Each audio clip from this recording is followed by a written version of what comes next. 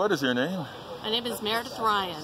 Meredith, you've had some issues with the healthcare system, haven't you? Oh, yes, I have. We're looking at your face, and it seems like you really had some issues with your face. That's putting it mildly. I was in my apartment manager's office. I've been type 1 diabetic since 1978.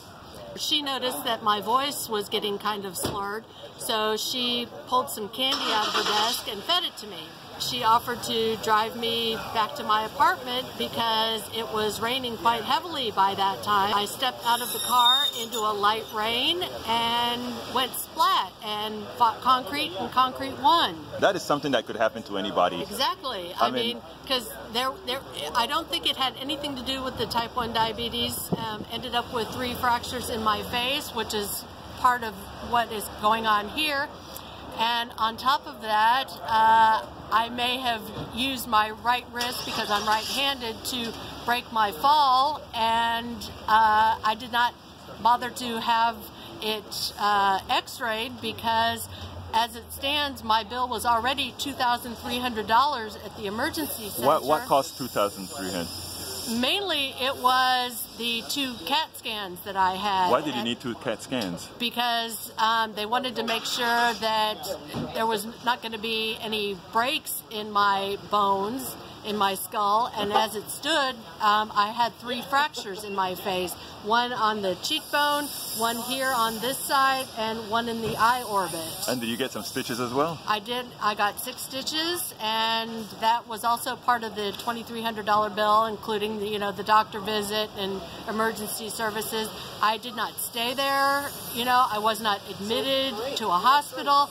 This was just for a simple accident visit, and that's just insane. Now, as it turns out, you don't have insurance right now? I do not currently have insurance. I have had insurance under the ACA since 2013, but in 2018 I've had nothing but problems with the ACA. I have been through the appeals process with the Department of Health and Human Services, not once but twice in 2018, and as it stands right now, my second appeal has been approved by Health and Human Services, and yet my insurance company says, well, we haven't received any notification, so we're not going to, reinstate your policy. Are you fearful that with the advent of the new Congress coming in, assuming that that they remain on the path that they remain, that you'll be left without the ability to get insurance at all? Absolutely. So healthcare for you is in crisis mode.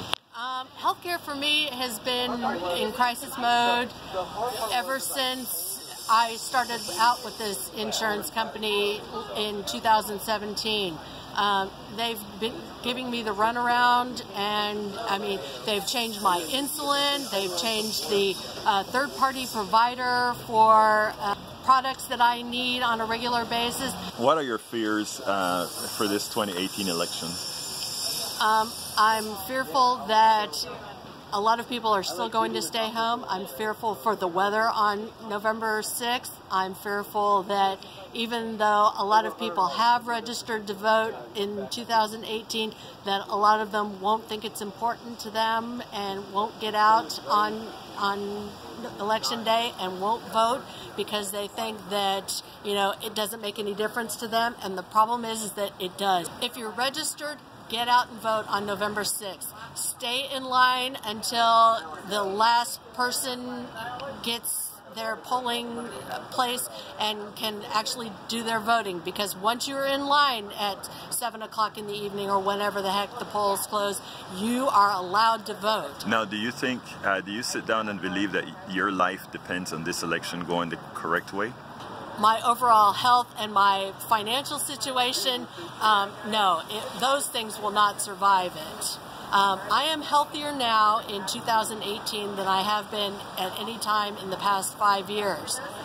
But if I lose health insurance and the ability to have health insurance in the future, forget about it.